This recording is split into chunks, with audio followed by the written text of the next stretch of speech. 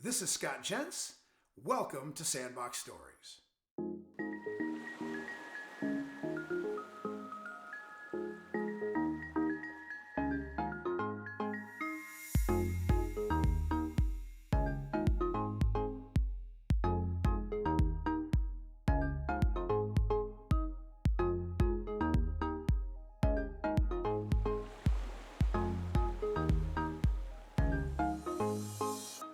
Hello, welcome to the Sandbox Story, which is an interview with Dr. Eric Baas and Dr. Robert Steinmetz. Eric and Bob, welcome to Sandbox Stories. Thanks for having us, Scott. Happy to be here. Yeah, thanks so much, Scott. Yeah, it's a pleasure. You guys are longtime friends. This is a Sandbox Stories first. You guys will be happy to know that you're breaking ground to have two guests at the same time. The good news is that I know you're business partners and you know how to play off of each other. The bad news is that once Eric starts talking about band camp, we're not going to get Bob to get a word in edgewise. So, Eric, let's just get right to it. What's the highlight of the band camp story? There's actually no band camp story. That was a metaphor for Bob. He is always happy when there's a referee available to cut off my airtime because he's always concerned that he's not going to have any left when I get done talking. So it's his words tend to be fewer and more powerful. Mine tend to be a little bit more extrapolated. All right, so Bob, you get to talk about what it's like to be a Bear fan in a family that has a bunch of Packer fans. Yeah, it's a mixed marriage, Scott. It's not a lot of fun for the last 2 decades. So, unfortunately, I'm a longtime Bear fan. Owned a 1966 Cadillac Hearse that was devoted to supporting the Bears, and it had a picture of a bear punching Brett Favre in the face on the hood.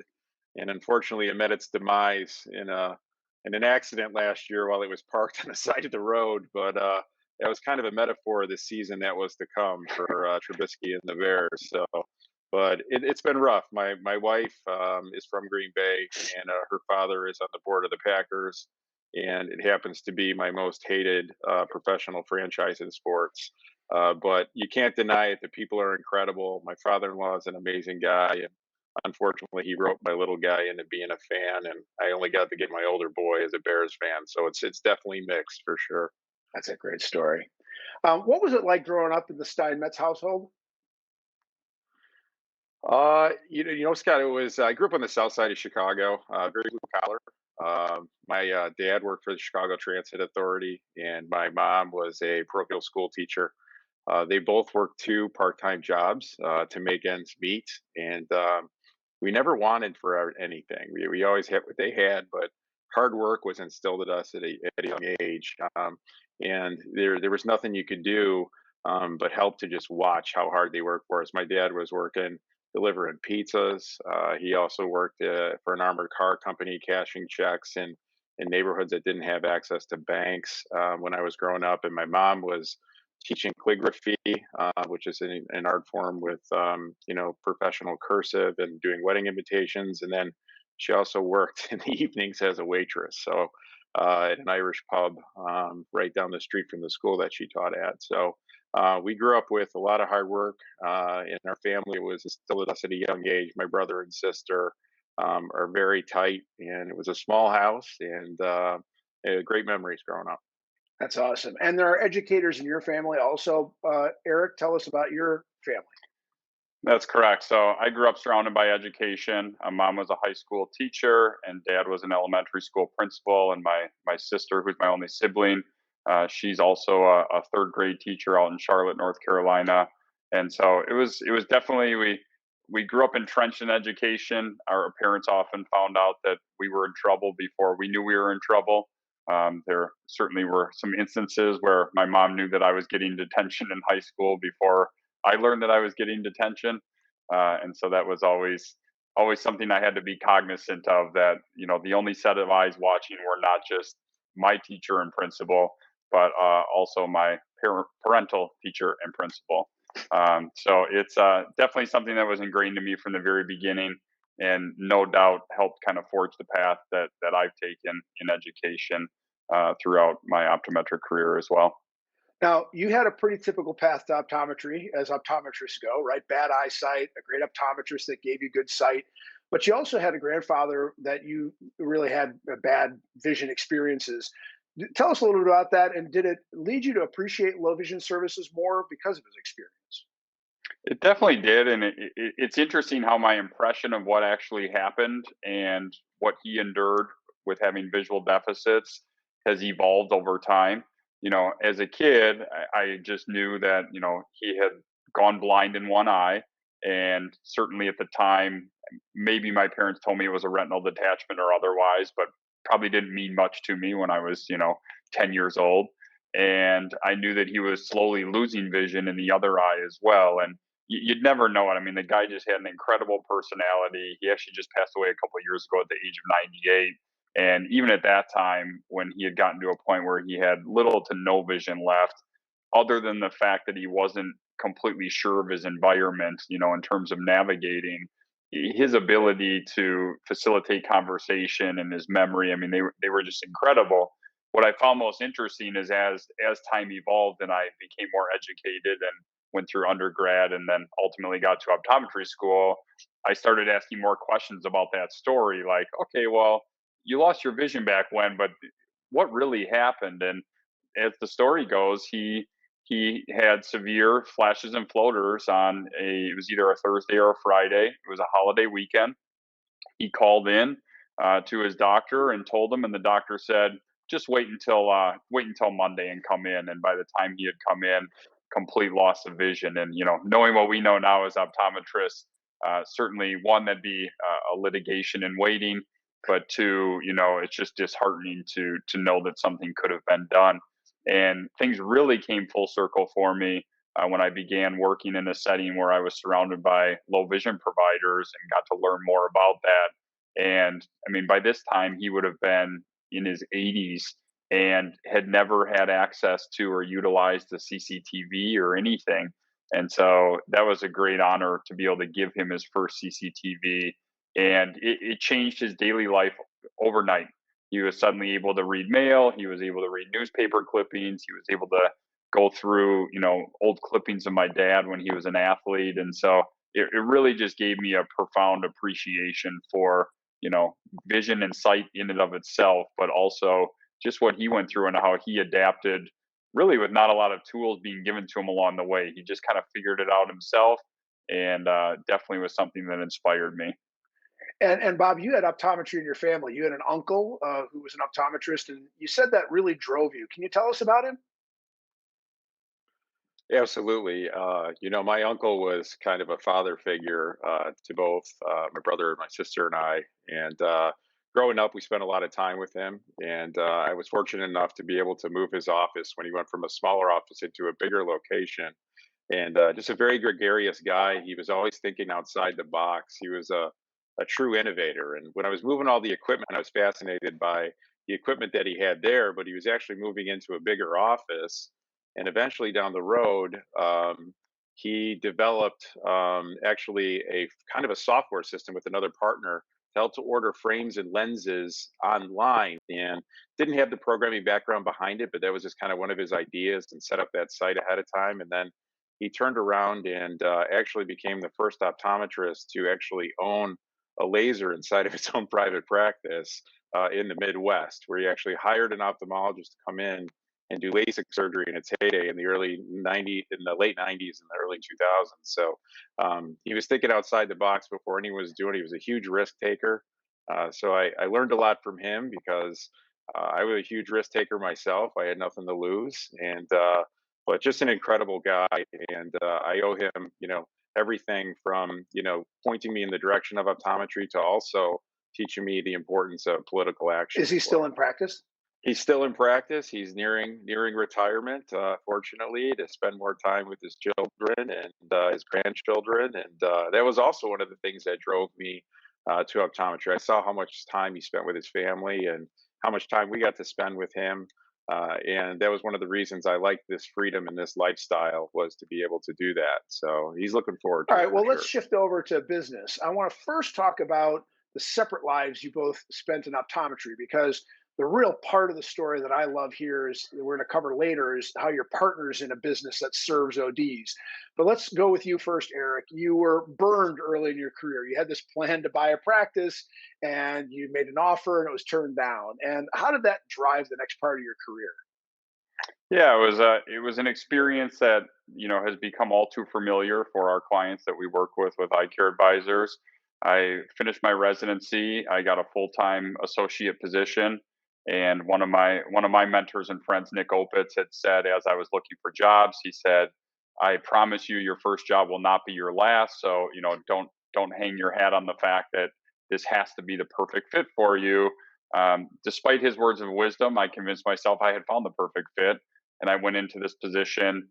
It was a unique scenario where I was able to do a lot of the heavy lifting as the associate. I was able to get involved on the optical side, involved on the lab side, involved with the staff. So I really got hands-on day-to-day training as a business owner without the risk of having any skin in the game.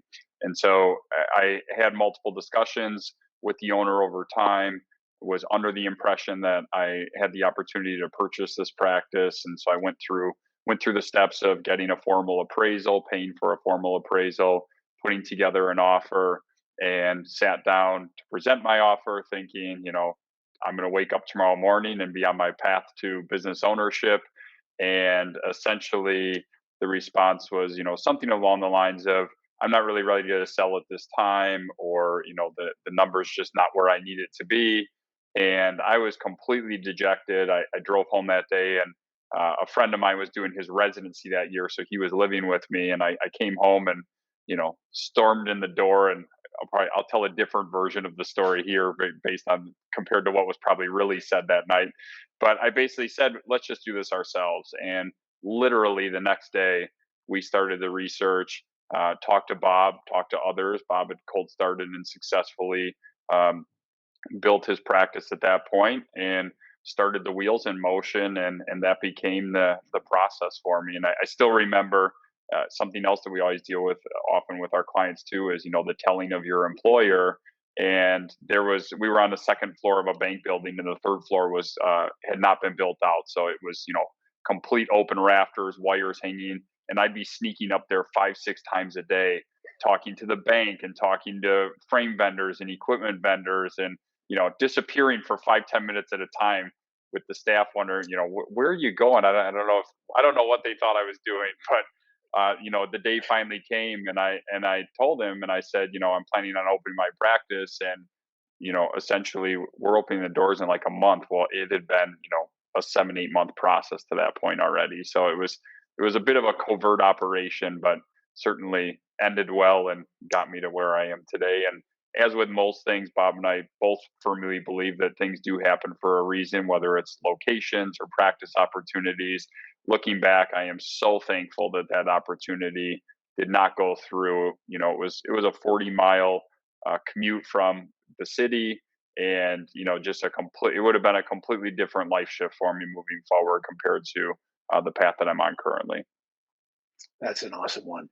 Bob, I'm going to try to retell some pieces of your story and then get to an emotion of your story. So, you start your optometric education and you're immediately frustrated that the scope of practice you're learning about is not even going to be allowed to practice when you get into practice in your home state. And you're thinking about going to med school.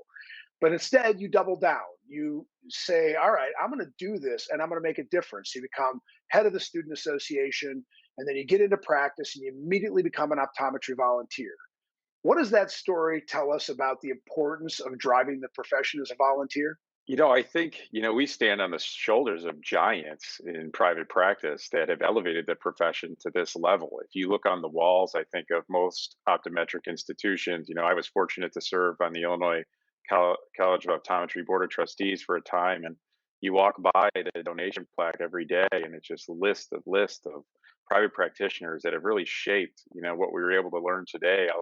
I'll never forget giving a presentation in school about this group of ODs that started to practice laser refractive correction up in the state just to the north of us by interpreting their I law don't in a know who you're certain talking way. And about. it was published in Optometry News. Yeah, I know you don't know. So, but I was always fascinated by just the passion of individuals to drive the profession forward. And I was fortunate to meet a lot of those individuals and mentors pretty early in my career, including my uncle, who was very politically active, Steve Steinmetz at the time, and also Pete Kehoe and Pam Lowe and Bob Brennard and Mike Horstman, who's the president, executive director of the IOA at the time. And I got to spend a lot of time in Washington and down in Capitol Hill and Springfield, and realize that this is a state legislative profession. If we're not going to do it, and this is our generation that is going to take advantage of these procedures and these oral medications that we didn't have that we were able to pass, we really needed to be able to get involved. It's just as important in getting involved in your local community, because it gives us wider access and allows patients greater access, particularly in areas outside of metropolitan areas across the country. Well, I'm for one glad you didn't go to med school because the changes you've made as a volunteer are impactful, and I'm really glad about that. Let's talk about iCare advisors. For the audience, this is listed iCare with ICARE advisors. Now, you started a practice cold, and you had a bunch of school debt, Bob, and that drove you guys to think about this idea dealing with cold startups. So Eric's kind of gotten us to this point where the two of you talked and got it ready. Briefly, Bob, describe iCare Advisors and what is a cold startup, Sure. And I think it's important that I kind of, tell you a little bit please? about how we got here. So when I was in when I was in school as a student association president, I would receive letters weekly in the mail of commercial entities going and wanting to wine and dine all of our, fourth year students, trying to get them into commercial practice, telling them that that was the only option possible out there. And they were offering attractive salaries and benefits, and at the same time, private practitioners didn't have that marketing, capability. They weren't reaching out to all of us to get in front of us. They were one-off institutions. A lot of my classmates wanted to be in private practice. They just didn't know how. So, what I decided to do is prove that it could be done, really. And I ended up, I was in undergrad at a school that was expensive. I had an incredible amount of student loan debt. It was the third highest in my class, and I decided, listen, I'm going to go ahead and do this, and then I'm going to teach others how you can do it. Because if I can do it coming from nothing, then they all can do it. And so went ahead and pursued the passion there. And what I found is all the books that I read preparing for that really weren't sufficient to be able to prepare me for what I was really getting myself into. And there was a lot of mistakes that I made, tremendous amount of mistakes. And I wanted to make sure that others weren't going to repeat those. And so I would lecture around the country on how to do this. We were featured in a couple of magazines. And I ended up crossing paths with Eric on practice management circuits. And a lot of the same individuals that were approaching him in his position at ICO were also approaching me, wondering how they can get help after their cold start is already opened. And so at this point in time, Eric and I got together and decided that we really need to help these individuals before they enter into these leases, before they pick a location, and make some mistakes that are undoable.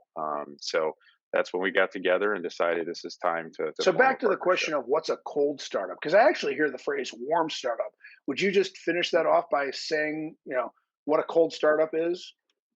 I think it might be obvious, but I'm not sure it's obvious. Absolutely. So, yeah, it's a Oh, great sorry. question. I apologize for not answering to begin with, but That's cold usually start is that's usually truly, my play. The circuitous yeah, answer. yeah.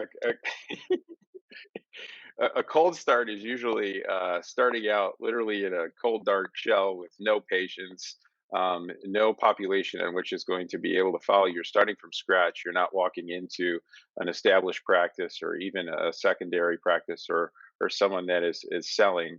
So you're literally starting from scratch. You're shaping everything from the design of the practice, the location of the practice. You're writing your own business plan. You're selecting your equipment and your frame lines, and truly starting cold. And by definition, that's truly what I had to do. I had to start everything and read everything from scratch because there were very little resources available to me at the time. So, Eric, tell us about the brand you've tried to build with iCare Advisors. You have hundreds of customers. Some maybe are listening. Some maybe are listening who say, I did that. It wasn't that hard. But you have really built a trusted model. What is that model about? I mean, I think our model. you hit the nail on the head with trust first and foremost. Is, Bob and I lead by example, and it's certainly important to us that, do as I do, not as I say.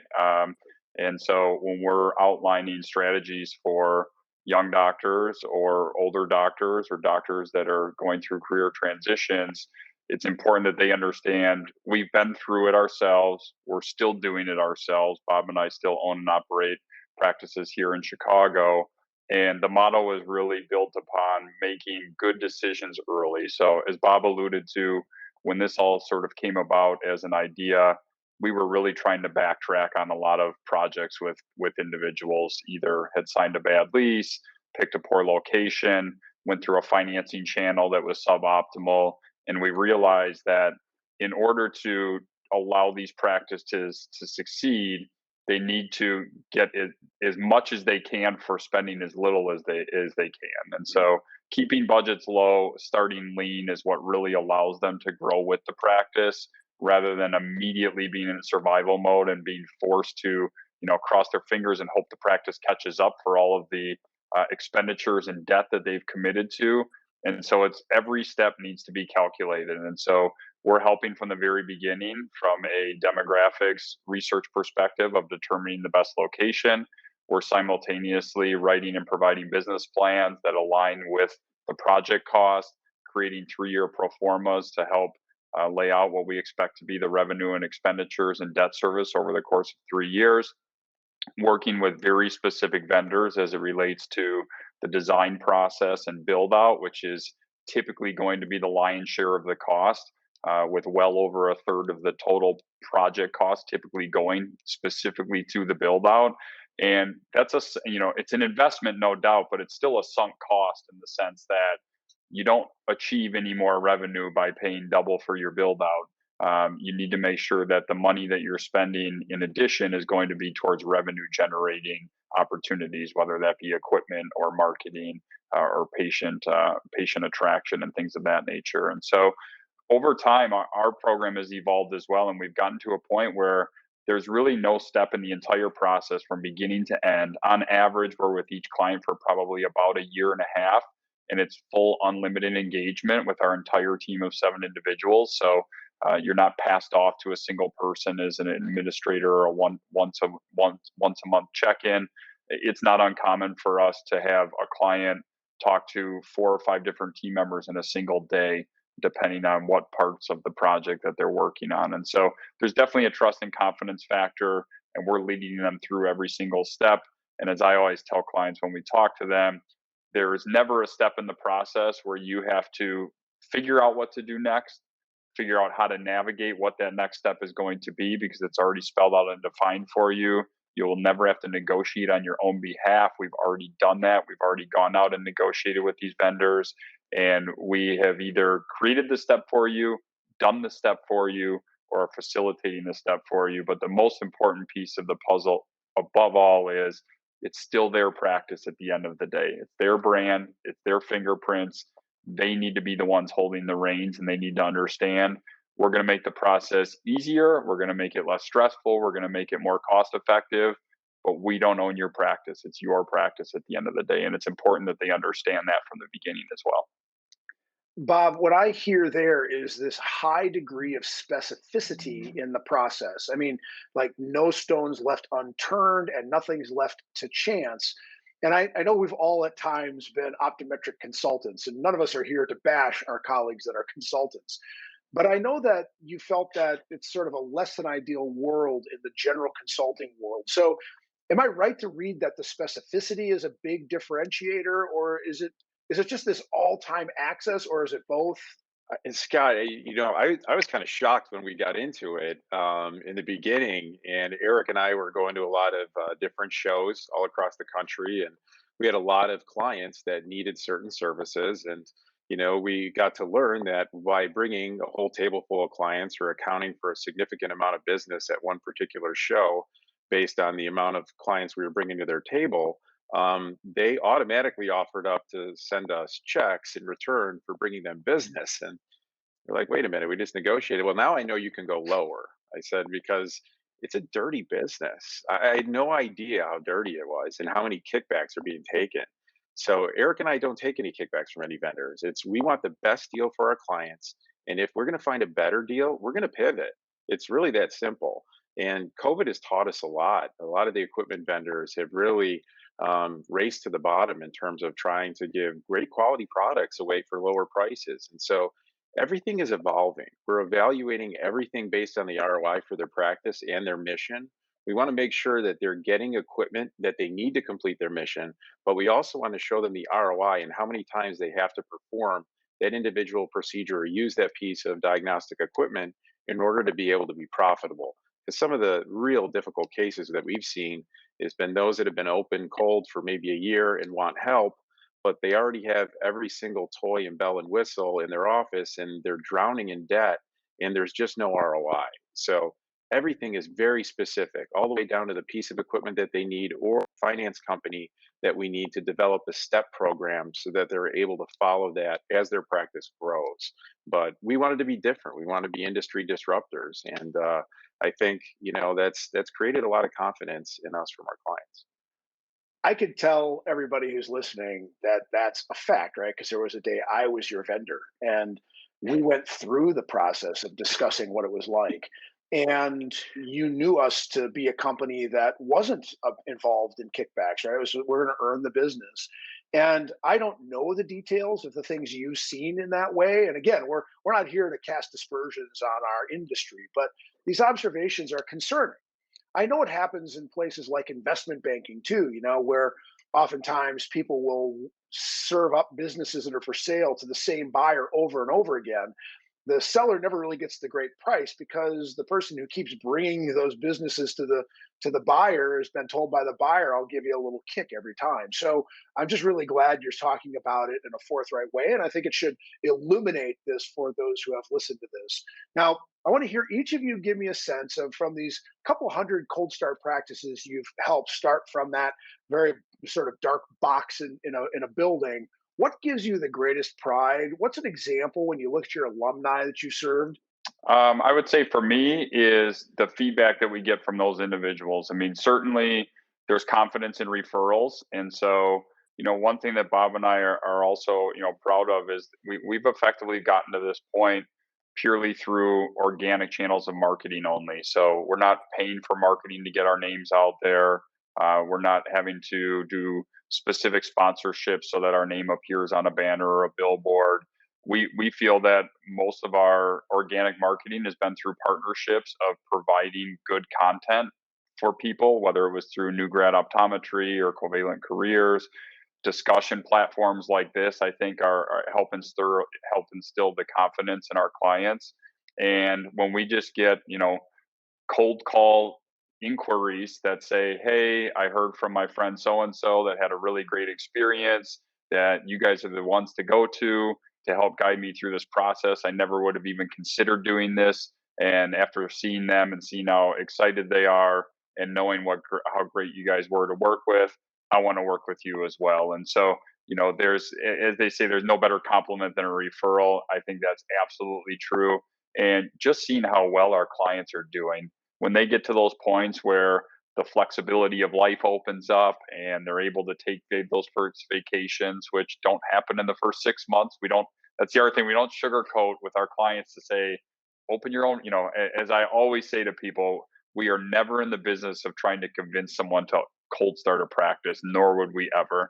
Our goal is to lay out the facts, help them understand the true magnitude of the process, and make sure that it's the right career path for them. And I teach the same way at ICO. Is the goal is to have you not have to bounce around within your career, but have the tools and resources and understand the dynamics of buying a practice or opening a practice or being an associate or corporate optometry.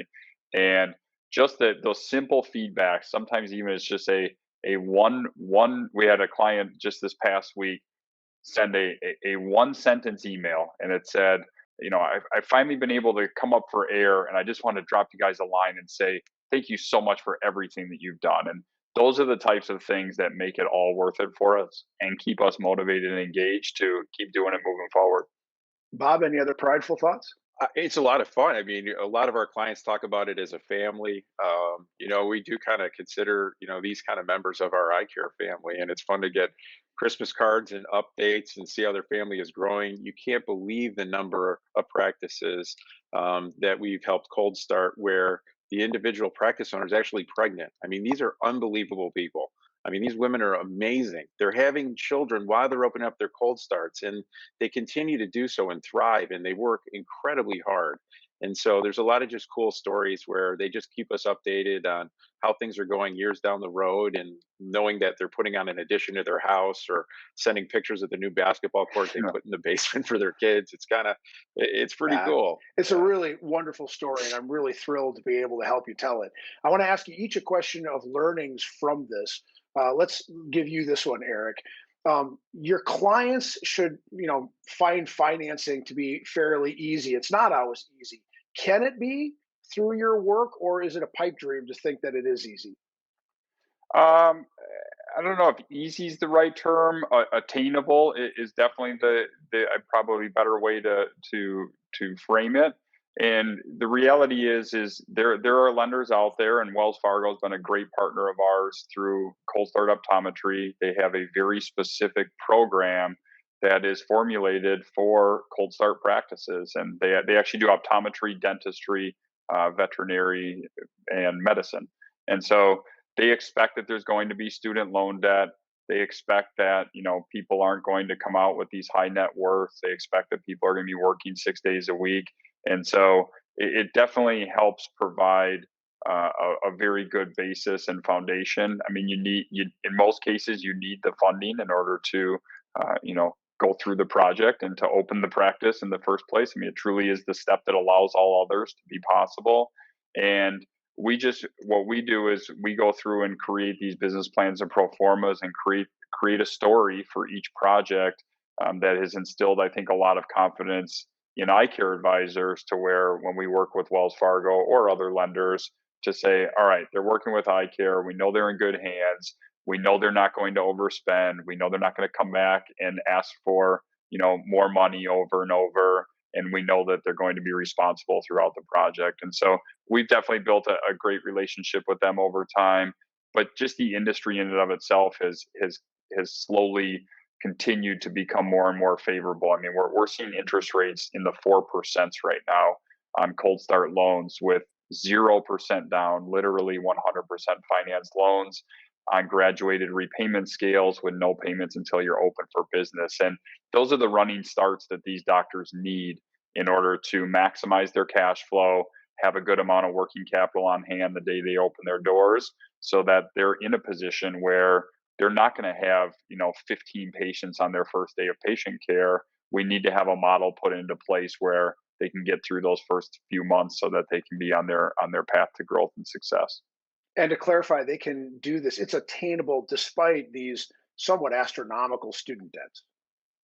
Absolutely. So the most interesting thing that we've learned through the process is it all comes down to what they call the cash flow ratio, where they are far more interested in how much money's coming in per month versus what your expenses are on a monthly basis. So it doesn't really count against you whether I say they don't care, which is probably not the right way to frame it. But the reality is you are not there's no negativity to having 250 in loans, 250,000, that is, of course, compared to 150.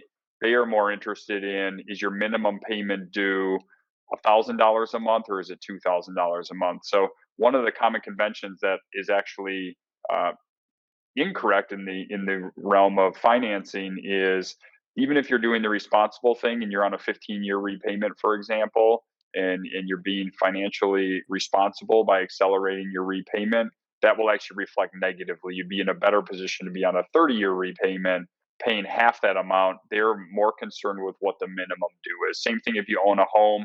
Doesn't matter to them if it's a $500,000 house or a $250,000 house.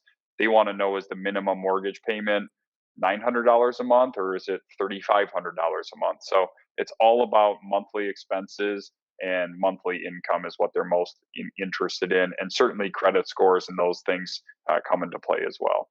And so many lessons there for the doctor that's in practice, thinking about practice transition. In other words, Definitely. like remodels and new equipment. Bob, you guys have learned a lot about how success is made, but you've also seen some of the main causes of failure. Can you give a sense, both at the cold startup and at the general level, where doctors should be thinking about where their biggest potential pitfalls are? Well, fortunately, we haven't seen any failures with iCare advisors, which is great. But from looking at outside individuals that we've been asked to come and consult with, by far the number one thing is going to be the amount of debt that they have. They're taking out way too much money, and their note is just so large that they have this piece of equipment that's just not able to be utilized to its full capacity. And unfortunately, they can't dig themselves out of that hole. They're actually using the working capital to pay down, the debt that they have. They're using the loan to pay the loan. It becomes very, very difficult for them to do that. And what we try to do is offer an approach that we want as many people in the chair as we possibly can get. We want access to warm bodies in the chair. We have zero individuals in there. So we need access to them so we can get access to their family and their friends. And we do everything down to the penny, from third party insurances, you name it, to get every single advantage we can get out of these plans to become profitable. I'm in the exam chair as well. These things affect me every day. Anytime something changes with VSP or IMED, or something changes in the industry, it affects my practice. And so we're able to give that advice and offer it up as soon as we can. The same thing with COVID. I mean, that was a challenging time for everybody. And we were living it. We were living through PPP. We were living through all these difficulties in being able to obtain financing, what the rules are. So we were constantly keeping our clients updated on what was happening there, because that again became a cash flow problem. And so it all does always come back down to the almighty dollar. And with so much going on that's affecting the independence of practice, particularly private equity backed consolidation, Bob, what's the future of independent practice? Is it strong? Is it questionable? What's your point of view there? I'll actually take this one, Scott. I think Oh, it's see, there yeah, you go. of course I'm you will. amazed we made it this far. Simmer down over there, Bob. Yeah. This was a lecture topic that I gave at ICO for homecoming a couple of years back, and it was very interesting because the audience was alums, but there were also students in the audience as well. And what we found, and actually lectured to the ICO residents last Friday, and also talked about this topic.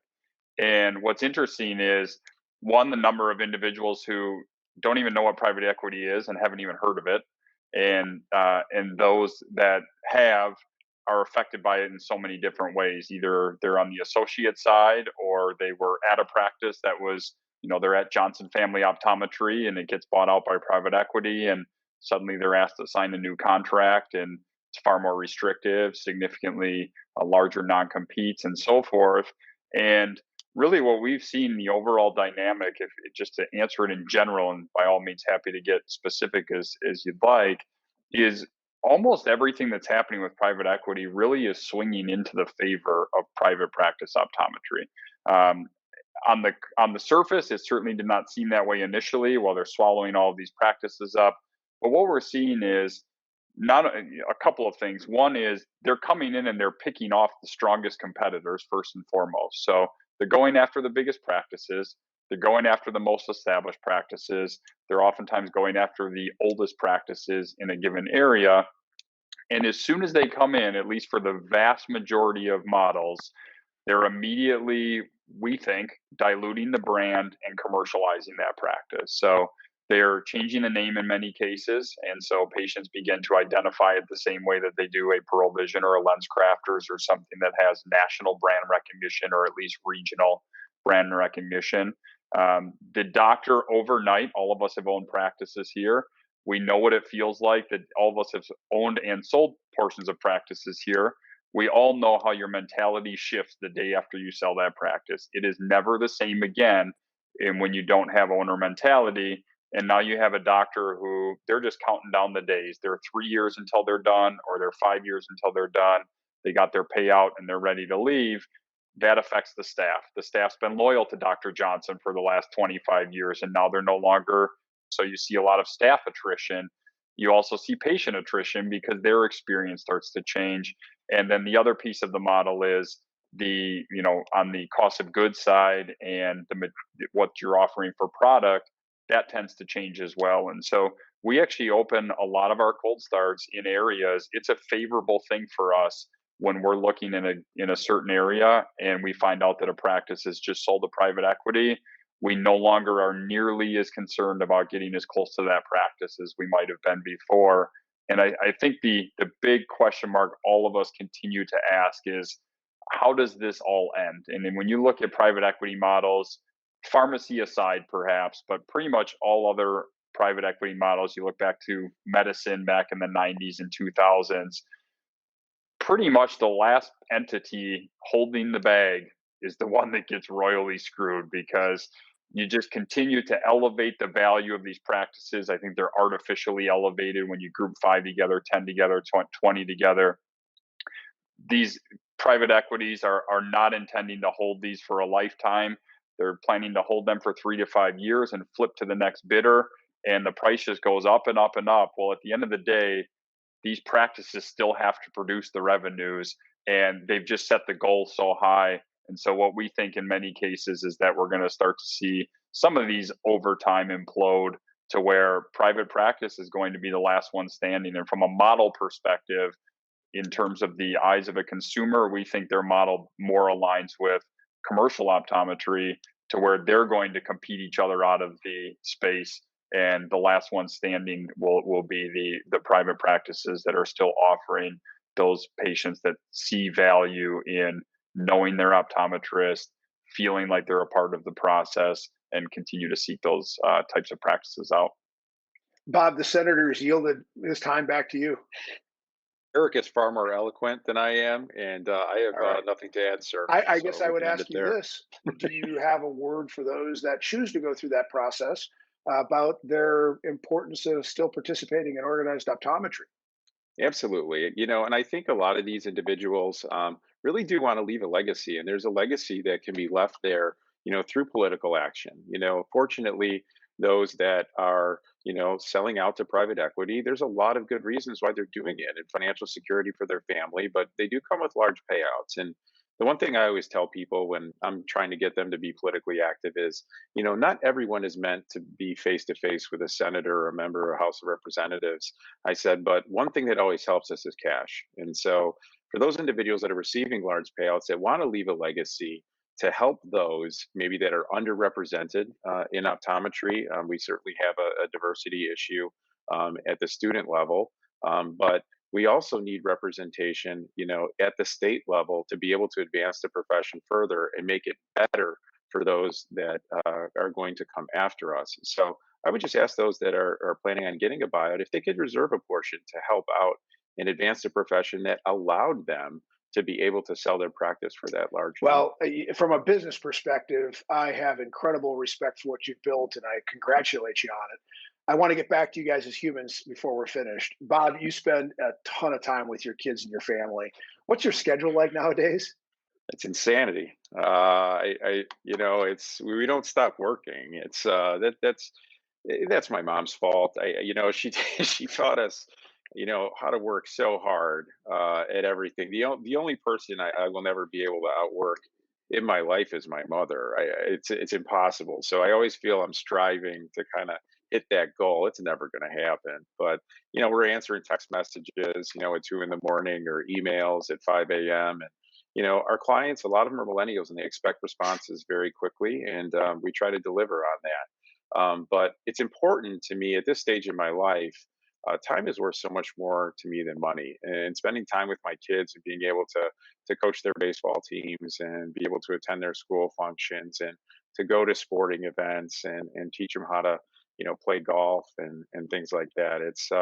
It's tremendously rewarding, and I think that's part of the reason why all of our clients do this, and each of them have their own passions, and whatever their passion is, this is going to allow them to achieve it, whether it's more time with their family or whether it's wealth. And we're available to be able to kind of turn to pivot to either one of those, because really the goal is the same, and that's happiness. So I can say, even though we're constantly stressed, and Eric works 8 days a week where I only work 7.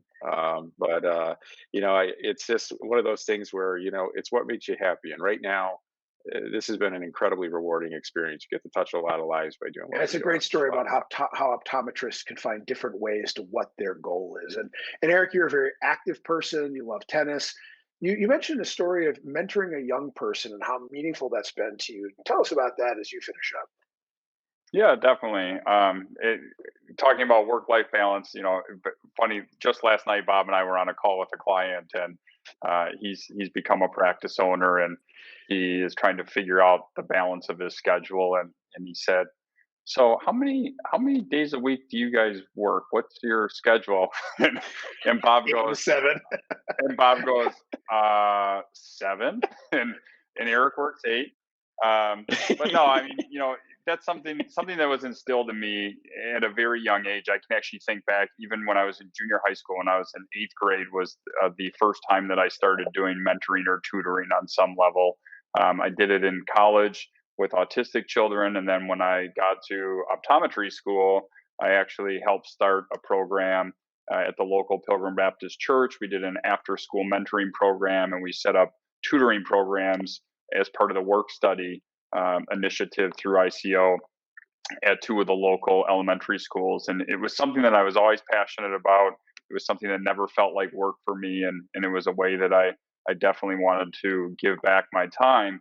And admittedly, when I started opening my first practice and was working 6, 7 days a week, I fell out of tutoring and mentoring for probably a good solid 5 years, just because it was so, in the world of mentoring, the one thing you can never do is be the next person that gives up on them or isn't there when you say you're going to be there. And I just couldn't commit the time. And so as soon as I had the opportunity to get back in, I was lucky enough to get in at a college prep school, on a college prep high school on the west side of Chicago, where I met my mentee, Terrence. He was 16 years old, comes from impossible circumstances, and, just see, I mean, Bob knows his backstory very well, and knows a lot about him. And It's amazing. I get emotional every time I talk about it. But he's become a family member to me, and he's currently a junior in nursing school at Michigan State University, and has effectively become a son. And just every day in awe of where he's come from, the impossible circumstances he's overcame. And there's many a days where I think he's my mentor, because there's he checks in on me, and he knows that we're doing this interview today, and without fail, we did a Zoom call with my family last night, and without fail, he'll check in this evening. Hey, Eric, how'd your call go? And so it's really cool to see. It's a great way to spend your time and give back, and try to be as impactful as possible to the next person that inevitably is going to carry the torch and do something great for others. Well, Eric, Bob, I am so proud of what you've done, and I'm so glad the profession is in the hands of people like you, and the drive you have not only for the business of optometry, but for the people around you is inspiring. So thanks so much for sharing your stories. Thank you, Scott. And to my Thanks so audience, much, Scott. I hope you've enjoyed. Thanks for attending or listening. And until my next Sandbox story, be great at all you do.